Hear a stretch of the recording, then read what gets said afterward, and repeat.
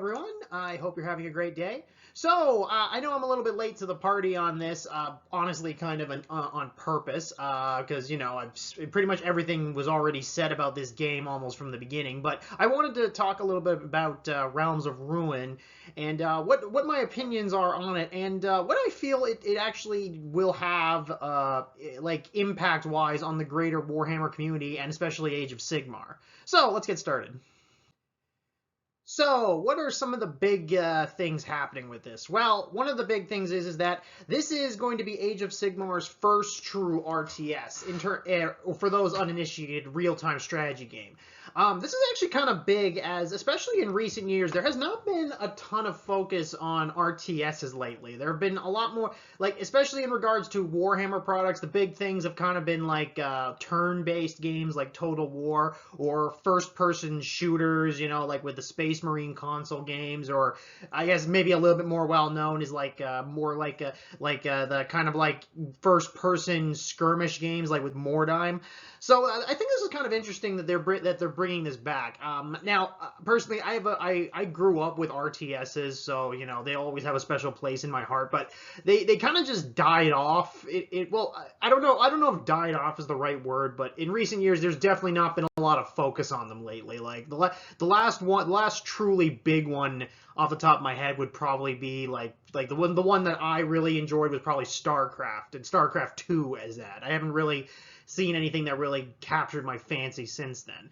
But, sorry, I'm kind of rambling now. Anyway, so yeah, this is going to be the new biggest game for Age of Sigmar, and I think that's a really good thing. Besides Stormground, kinda didn't really take off the way a lot of people were hoping, so this is probably the first true attempt at it. It's going to be focusing on 4 main factions for now.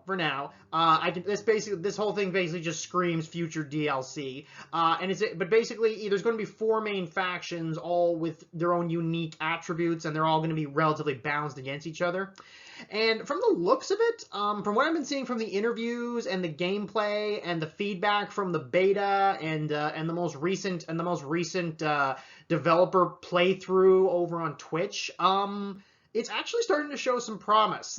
Now, admittedly, Warhammer has been very hit or miss over the years when it comes to when they're putting out anything digital related, on any console or PC. But I am seeing some good things happening with this. So that is better than I can say for a lot of stuff GW has made in the gaming department that's not tabletop. So some of the main functionalities of the game is it's going to have basically 3 main modes: story mode, multiplayer mode, and single campaign. So the story mode is just going to be your basic story-driven gameplay where you go through a campaign that goes over the stories of the main characters, and it goes through it. One good thing I did notice about the story mode also is that there's actually going to be even unique events, mechanics, and even units that won't be available in the other 2 modes, which I always think was a good idea, because I feel like story mode shouldn't just be just regular mode just with a narration. It should be a little bit unique, that it doesn't need to even really be balanced. It just has to tell a story. So you should be allowed to throw unique stuff into that. So that I really liked. Also, the one big thing they're pushing is it's going to have a very strong multiplayer aspect that you can play online with your friends or people around the world. I think that's a good idea, as long as it's handled delicately, because multiplayer, especially online, is a big part in any game creating and sustaining a large fan base. And so I'm actually really glad that it's been brought up, especially in interviews, that they're putting a lot of thought into multiplayer, and especially trying to avoid issues with a lot of RTSs. Case in point, for those older of us on you, the Zergling rush. A lot of times, a lot of these RTSs, whoever throws all their guys at the opponent the fastest wins. So I'm glad they are aware of those kind of issues from the past. And also, there's going to be a single player campaign. Now, this is basically not story mode. It'll be basically just be for single player to play against, let's say, multiple AI to just go on and just fight multiple enemies over a map area in order to, in any order you want, and there's no, it's different from story mode in that you're just trying to beat the other enemies on the overall map quest, and you're just doing it for the heck of it. It's not story driven. It's you make the story. So I think that's good too, because I think it's good to just be able to just sit down and just play the game without having to go through the same scenarios in the story mode. That's what I often didn't like about some RTS in the past. It was either multiplayer or it was story driven. Like I either have to play the same story driven scenarios or I have to play multiplayer, and that's not always practical. And yes, I know, and yes, there were some like mechanics for just playing just random games, but they kind of sucked. Like the AI was never that good. But anyway, so basically, the whole now you are probably thinking that this game overall kind of how it relates to the other big fantasy game out there, Total War. Well, unlike Total War, it's less about mass ranks of forces and like moving them in formation along the board like in Total War. It's more like I guess to describe it, it's more micro unit control. In that regard is that okay, yes, it is kind of like Total War, and you're moving groups of your own infantry and monsters and war machines across the battlefield, but it's on a much smaller scale, and much more similar to how the tabletop game functions. So you could have like units of 5, units of 10. It's not like groups of 50 guys, groups of 100 guys, and then just moving in block formation and slamming into each other. Like there's a lot more intricate movement and control you have to do. Like most RTSs of the last decade, it focuses less on base and resource gathering, and more on just like real-time strategy and unit control. So there's really only like two resources. I think it's like command and arcane or realmstone or one or the other. I can't remember off the top of my head. Basically, what those allow you to do is allows you to recruit new units, empower new units, and give out commands. Like one big thing about this game is every single unit has their own unique ability that you can access during battle, but you need to use resources to use it. So there's limits. So unless say like with Total War, where it's like, it's all about like movement of large armies, this is more about selective unit control and knowing when and where to use certain abilities. Like that, again, much like the actual tabletop game. Also, another thing I also noticed about this game is it contains a surprising amount of unit map and cinematic customization. So by that I mean they're giving players a lot of control over things like customizing and creating your own maps that you can even share with the wider community online. Customizing the coloring and patterns of your individual army units, and even being able to create your own dioramas. So basically, you could just get the individual units of your army, and you can pose them in multiple ways, and then take pictures of them like you would create a diorama. And I really like that, because I feel like one thing that really speaks to is it's taking aspects of the hobby and putting it in a digital format. So, for example, a lot of people in the tabletop hobby, they like creating dioramas that they can show people. They like creating their own boards, to play on. And again, they like to create painting. Basically, they're taking some of the more expensive, quote unquote, and time consuming aspects of the hobby, and they're rendering it in a digital format for people who might not know how to create their own map out of styrofoam and wood, or people who just don't really like painting actual models, or for people who want to make dioramas but they just don't have the skill set to really make them. Well, they're simplifying in this here too, so for people who want to do it online instead. I think that's a good. Now I know there might be some purists who think that's the lazy man's approach, but you know what, you gotta be a little bit flexible in this regard here. Not everyone. Some people like aspects of the hobby, but don't have the time or energy to do those aspects. Anywho, and also it'll also be, and thankfully too, it'll be a multi-platform release. So it'll be the PC, the console. I think that's a great thing too, because if you only do one, you're shutting out a major part of the other. Like gaming, especially console gaming, is gigantic, and if you want to reach the greatest market, you gotta be on as many platforms as possible. Also, I'm a firm believer in the PC master race, so I'm very glad that it's fully PC and console supported. So there you go. And yes, I said it. Yeah, I love PC gaming. Come at me. Don't actually come at me. Okay, I probably won't beat you. Okay. Anywho, yeah, but anyway, though, yeah, I'm really, these are some, like, I'm really liking that they're putting this much effort into it, because of all the features, now, this is not an extensive coverage of all the features, but what I really like about it, though, is that it does show some thought and effort went into this game. Like, this is not like just, okay, we're just going to create some bare bones RTS and just plop Age of Sigmar on it so we can just squeeze some money. I really actually feels that some passion went into this. I think, and I like I like that. So there's going to be 4 main starter factions, as I mentioned. So the 4 main starter factions are the Cruel Boys, the Stormcast, the Night Haunt, and the Disciples of Tzeentch. So I have actually seen some complaints that it's due to there being so many different factions in the game already that 4 seemed a little low. Personally, I think that's understandable given the game's just coming out. They chose 1 main faction from each Grand Alliance. And they, especially when they're just putting the game out, there's obviously issues of like game balance and unit creation and cinematic and feature optimization. Like there's a lot of things that went into this.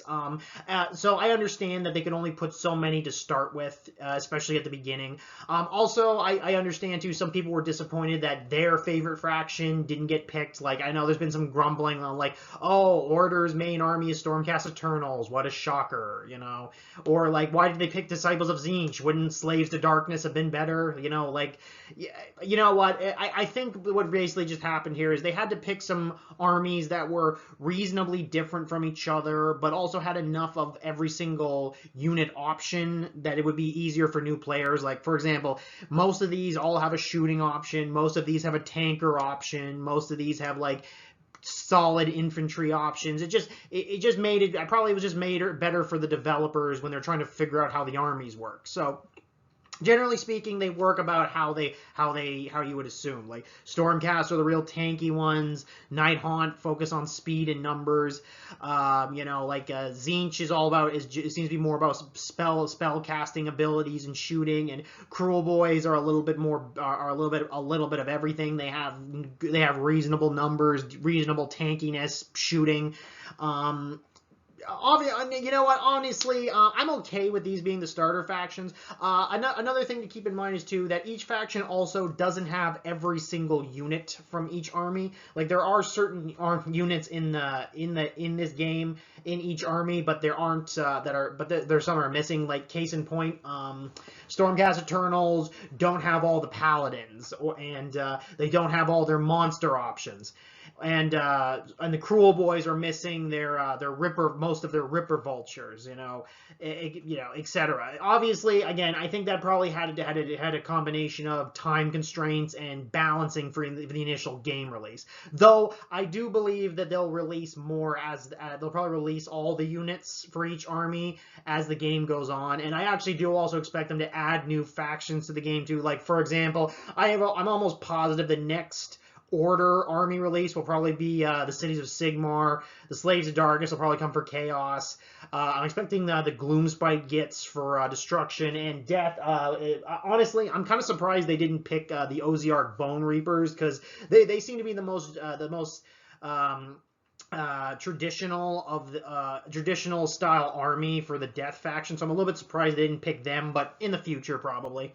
Yeah, so overall, yeah, I'm happy with the selections. I'm actually kind of glad the Tzeentch forces are getting a little bit more spotlight lately. I would have personally preferred Slaanesh, but that's just me, So what are some real positives I'm really seeing about this? Well, I'm like, again, like I'm saying, what I've been saying, I think this has the potential to be like basically like to Age of Sigmar what Total War was to fantasy. One, like objectively, like the first objectively good, like game that legit, that is just good on its own merits. It has nothing to do with the IP, has nothing to do with the lore. It has good mechanics, it's fun to play, and even people who don't know the setting could get into it. Like, again, just like with Total War Warhammer. Like, Age of Sigmar just really didn't have anything like that. Like, they tried with, like, some games, like Stormground. Like, that was an okay game, but it just didn't catch on like they wanted to. There's been some attempts, with the the interactive virtual reality stuff. That didn't work out either. But I feel like from what I'm seeing, this RTS I feel is really could be really poised to be like what gets a lot of like people into the hobby from like the gaming circles, like the non-tabletop gaming circles. Because like I said, like with a lot of with a lot of good things about this game is that like I said, I think if it's just fun on its own mechanics, like it can be an excellent gateway to like greater Age of Sigmar integration. Like, and especially one good thing in that regard is that, like I mentioned before, there's aspects they took aspects of the hobby, like painting your models, creating your own game boards, like creating dioramas, like all that. That's all stuff that was other stuff non-game related in like the tabletop hobby that people love doing, and they're putting it all in the PC or console format. Like, this could be a great way as a gateway for introducing people to that aspects of the hobby. So, for example, people really like the way, like if you're doing multiplayer, people really like the way you painted up, your Stormcast Eternals. Like, maybe if they start getting models of their own, maybe they'll try to get painted up the same way in model format.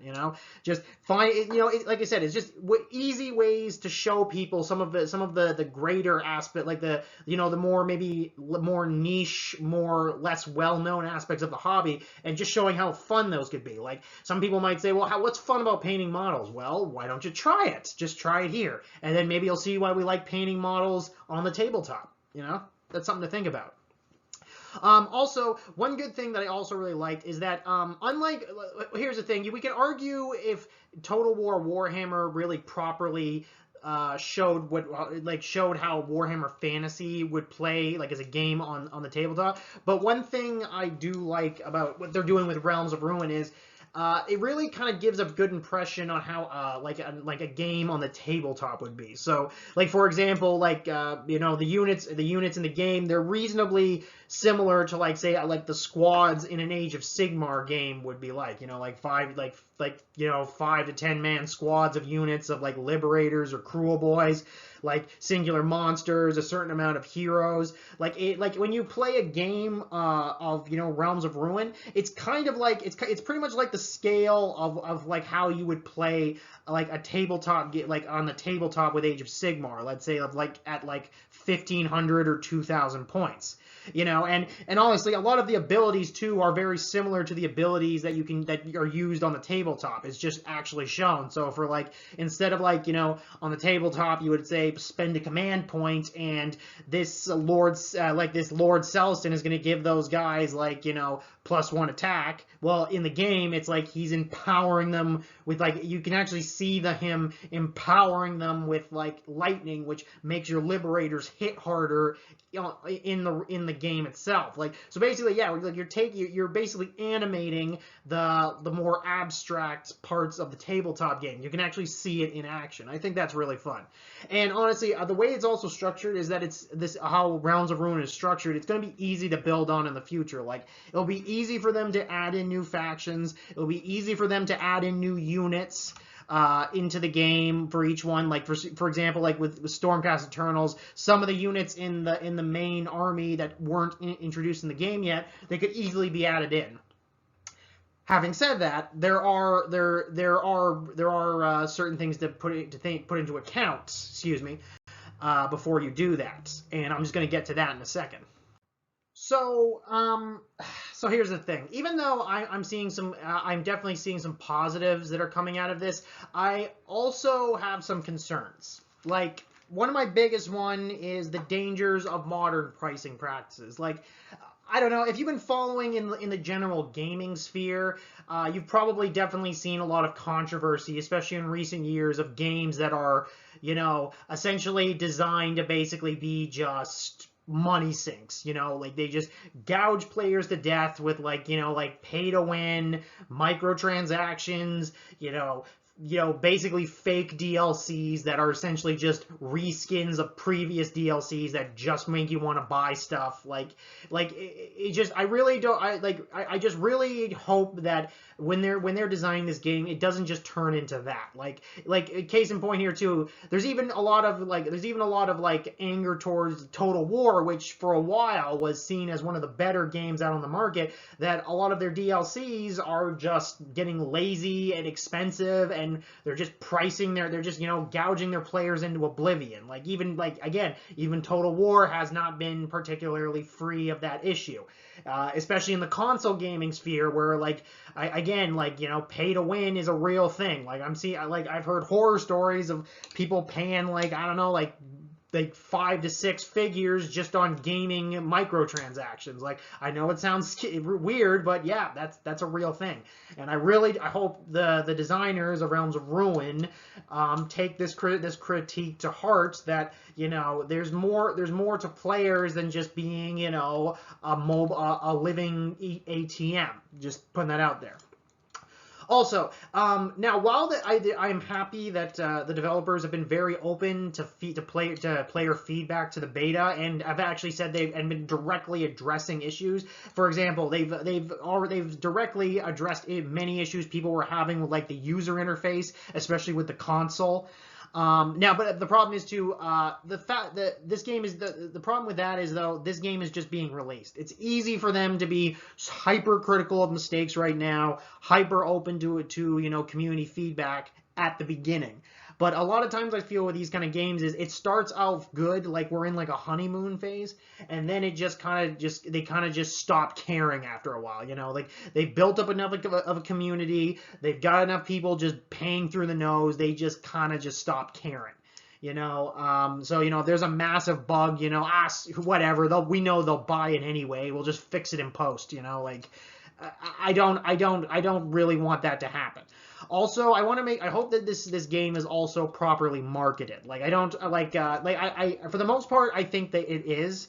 Because for example, most people I feel know what they're getting into, but I feel like sometimes some GW games in the past have not been properly open about what the game really is, or what the features are, or what kind of the player experience it is. I feel that was one of the issues with when what was the name?